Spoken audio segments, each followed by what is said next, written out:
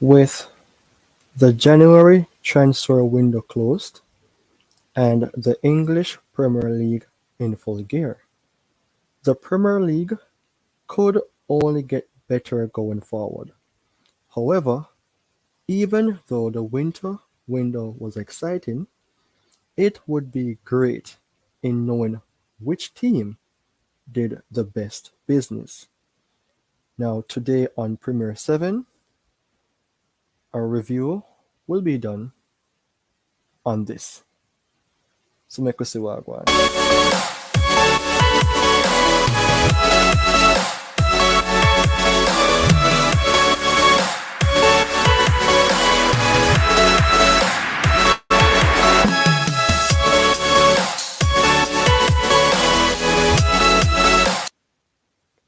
All right, so welcome everyone to another live video from StreamYard.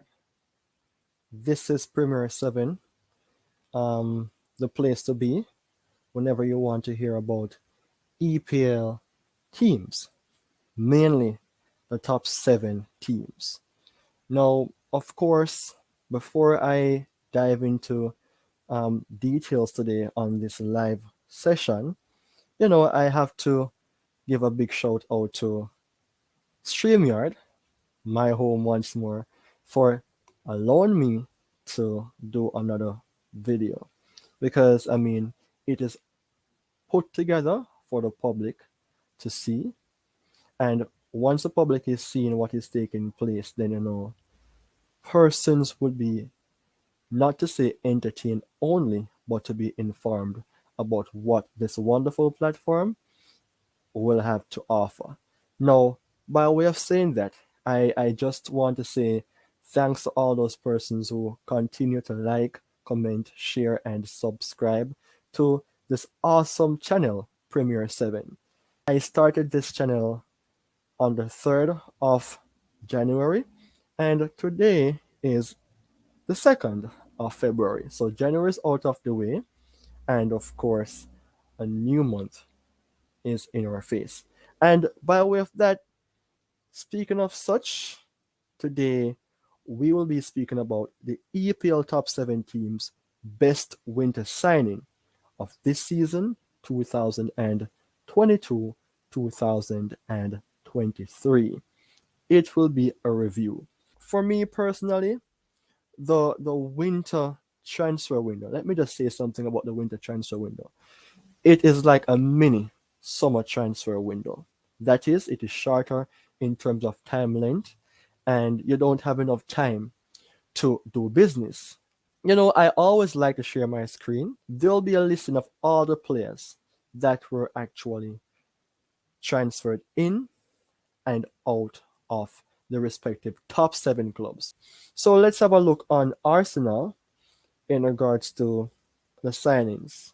All right. So with that being said here, I source my information from Eurosport.com. Eurosport actually provides all of the transfer ins and out of not only the top 7 teams, but all the 20 teams in the Premier League.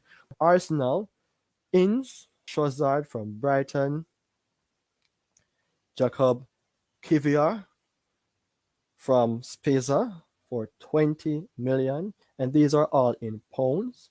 And Jorginho from Chelsea. Outs for Arsenal, we have Cedric Soares, he's gone on Fulham on loan. We have Marquinhos, who recently signed for Arsenal. He's out to Norwich on a long-term deal. And players like Lokonga to Crystal Palace on loan. So apart from Arsenal, let's go to Manchester City because they are second on the Premier League table.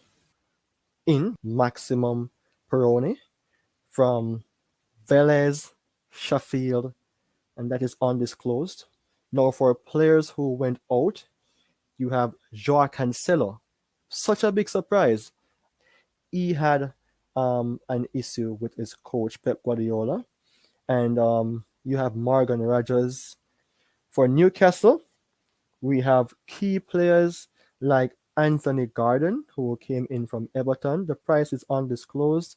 You have Amadou Diallo. I think I saw this player played a couple of games for Newcastle. Now for outs, we have players like Chris Wood, Georgian Shelvey. He is a long-lasting servant for Newcastle within the days, but now he moved over to Nottingham Forest, who are trying their best to finish above relegation zone.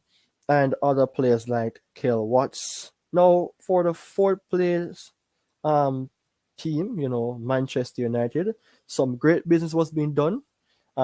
Very late in the transfer window, you have Marcel Sabitzer. He's from Bayern Munich, and he came in on transfer deadline day. Jack Butland and the man himself, Wout Weghorst. For outs, Chola Shoretiri from the youth ranks alongside Charlie Savage, Charlie McNeil, and Bernard. Moving forward from Manchester United to Tottenham Hotspurs, who are currently in fifth place, trying to strengthen their team. You have R. Nuts, Dan Joma from Villarreal, and Pedro Porro. Two more teams to go. We have Brighton. Let's look on the players that came in. You have Yassin Outs, Todd Miller, and the final team on the list, we have Fulham, Cedric Outs. You have an Anthony, who is gone out on loan to Huddersfield, and you have Boat, who was sent on to Den Butch on loan. Now, of course, I'm going to dive into something else here. I'm going to speak about team's best signing. Now, we're going to speak about the former Chelsea midfield player. His name is Jorginho, 31 years old, right? Position, defensive midfield. In the Premier League so far, 15 games, 1,282 minutes, 2 goals. That is quite okay for Jorginho. Now let's look on his strength and his weaknesses, and of course his playing style. For his strength, in terms of passing, very strong. And that is what you want in your midfield. A person who can hold onto the ball, control the game, and make forward pass. He does have a weakness in the hair, but apart from that, he have a fantastic playing style. Likes to play the ball short, likes to tackle. Jorginho is actually a key player for Arsenal, and I do see him as the best signing because Trossard is there, but I mean, you need somebody who have experience, somebody who can come into the team and do something that, Partey, if he's injured, this particular man can come in and do. And Jorginho, he is very experienced. He won the Euros with Italy, Champions League with Chelsea. He's a well-known player. Clubs like Arsenal would need him. Maybe he will play as a backup. Maybe in some games he will start. So look out for Jorginho as that key player or the best signing for Arsenal in that case. Now, second on the list is Manchester City. This is a player who went out on loan, Joao Cancelo. A player that I see as quality. Currently wears the number 7 shirt for Manchester City. He can play on the left, he can play on the right, and he can play in the midfield on the right-hand side. He's a Portuguese player. Many persons know him as well, based on how long he's playing. He played for some great clubs as well, for Inter Milan. He played for Juventus as well. Then he came to Manchester City. And he was also at, I think it was Valencia. Now for him, Premier League stats, 16 games. So he played almost half of the Premier League games. 1,279 minutes. He's playing the similar amount of minutes like Jorginho. 2 goals, 1 assist. Now for him, in regards to his style of play, he's strong at dribbling, strong at key passes, holds onto the ball quite well. Ball interception, you have to can do something like that once you're playing as a defender, left back or right back. You have to be good at that. But his key attribute is passing the ball. He does have some weaknesses. Crossing, that is somewhat strange. And his weakness is also discipline. But I don't think it is the best thing as it relates to, letting him leave. But hey, things happen. You have to move on to better your career, to better for yourself. Now, moving over to Newcastle United, this player is called Anthony Gordon. 21 years old, is an England international player, but his main positions are attacking midfield, left and right. That actually boosts Newcastle position in the Premiership to say, hey, we have a great chance to finish up there. Bringing players in who is quite young, who is robust, who can play energetic football from the bench or to start, it's a great addition for Eddie Howe, who's doing a fantastic job there at Newcastle. He played a few games for Everton, 12 games, 1,097 minutes, but 3 goals. So he can score goals at that particular age. There's something in store for him. He have strengths like long shots, taking set pieces, very strong at that, but defensive contribution at the age of 21, it is absolutely fantastic. If you're playing as an attacking midfield player, you have to be a work engine like Bruno Fernandes. So Anthony Gordon, those are his strengths. Weaknesses, passing. That is not good. If you're going to play attacking, you have to pass the ball, especially when you're playing as a number 10. Because the thing is, the number 10 position is very important. That is key. Apart from taking long shots, yes, like whatever, you have to be able to make a proper decision. Now, for his playing style, gets fouled quite often. He likes to tackle because he's very good defensively based on his strength, and also he likes to play short passes. Things look quite good there for Anthony Gordon, 21 years old. A bright future for this young man. Eddie Howe, great coach. Newcastle is making progress. You don't have to think about relegation right now. Think about finishing in the top 4 and possibly having a chance to win your first trophy in the Carabao Cup final against Manchester United. So that is something good. Speaking about finals, let's go over to Manchester United because this man is actually a very good signing as well. His name is Marcel Sabitzer. He's from Austria, plays in numerous positions, central midfield, left midfield, right midfield, and forward. I think he even can play more than that. He can play more than that because sometimes he can even play as a right wing. I think this guy can play in at least 8 positions. So with that being said here, coming into Manchester United, not to say he has replaced Christian Eriksen, but to bring something to the team.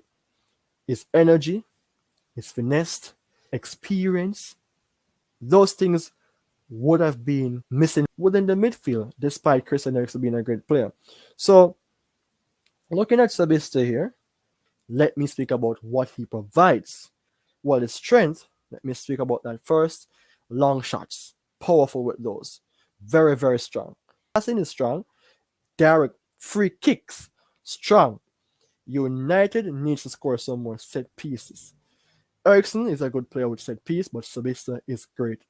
So Sabitzer, Rashford, Bruno Fernandes, sometimes Luke Shaw. But to take shots at the goal, Rashford, Fernandes, and Sabitzer. Very great addition. Key passes. He's a forward player. Even though he's great in terms of, passing the ball, he's very good at being defensive. With his style, even though his aerial duels is weak, you have Casemiro, Maguire, Varane. And style Sabitzer does not like to dive into tackle, but he can make good challenges. He's like a mixture of Fred and Eriksen in regards to energy, passes, and play the ball off the ground often. So look for those long passes or those direct passes from the man from Austria. And for the United fans, you guys should be happy.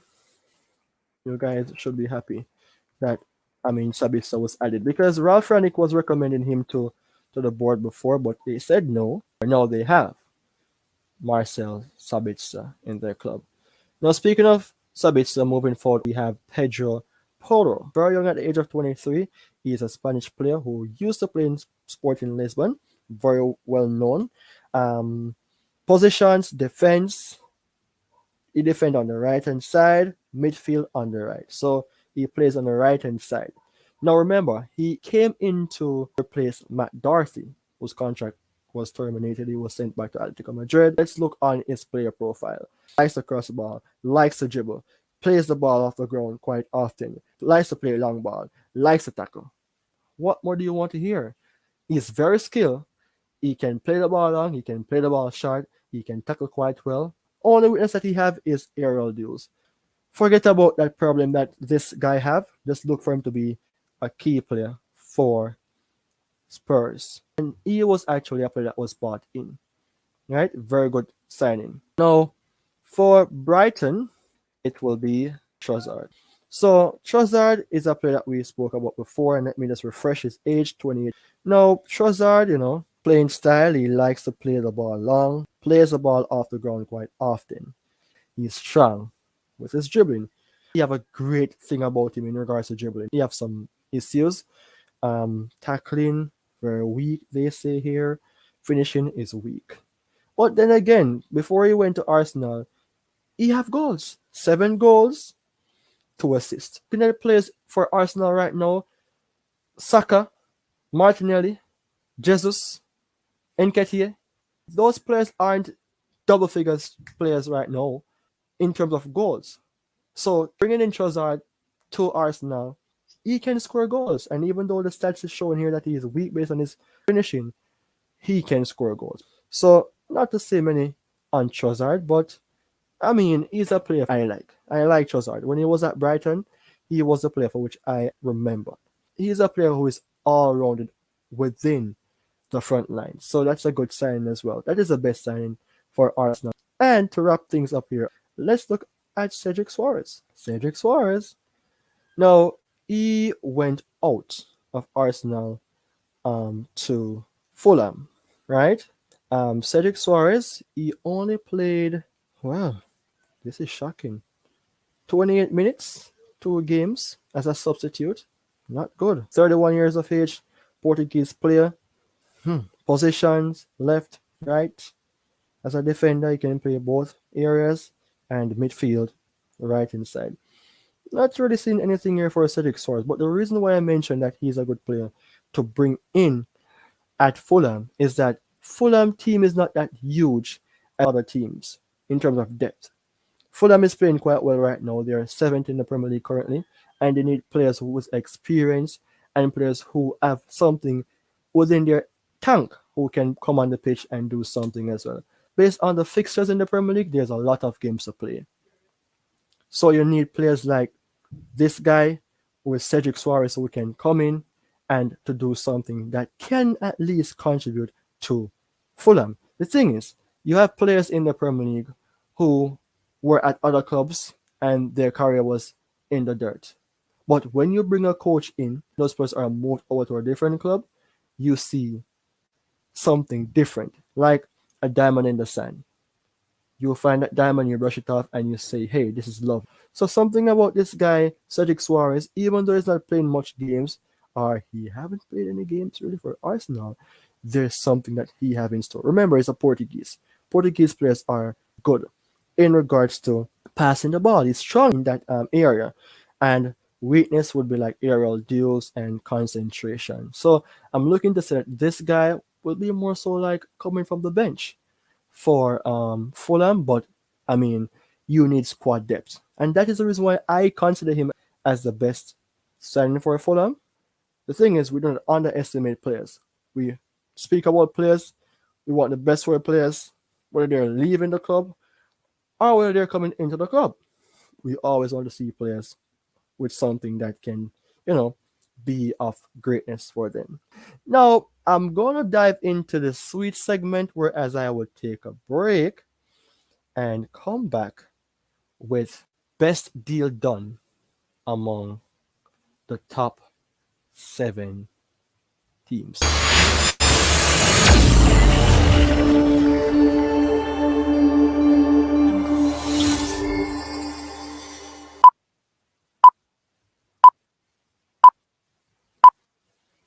All right, so there you saw the name.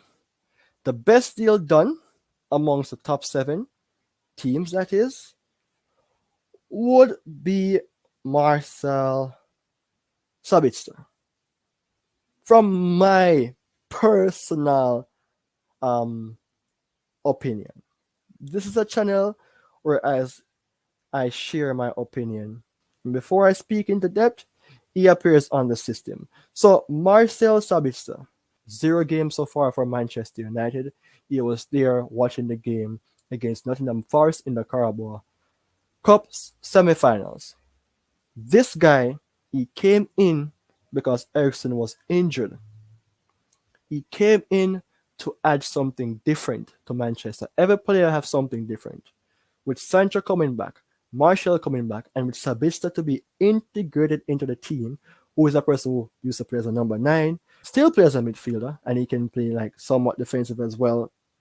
You know, a player who can play in 8 position with a specialized area in the midfield. You would say that, hey, this is great business for Manchester United. The thing is, he's a leader, and he played for Leipzig before he went to Bayern with Nagelsmann. The reason why he left Bayern is because he wasn't getting the game time that he deserved at Bayern Munich. However, he played at least 15 games in the Bundesliga and also in the Champions League. So he's bringing his experience from those leagues into this particular Premier League, and he was happy. He said that sometimes when you get opportunities like those, you have to take it up quick and move forward. And why would you ignore to come to Manchester United when you know that Ten Hag is the coach, when you know that Manchester United is in a finals, when you know that Manchester United needs a player to replace Eriksen because Eriksen is currently injured? I'm not going to boost him up like Mark Goldbridge, who boosted up Harry Maguire before he came to Manchester. But I would say that Sabitzer is actually going to be a very good player to sign.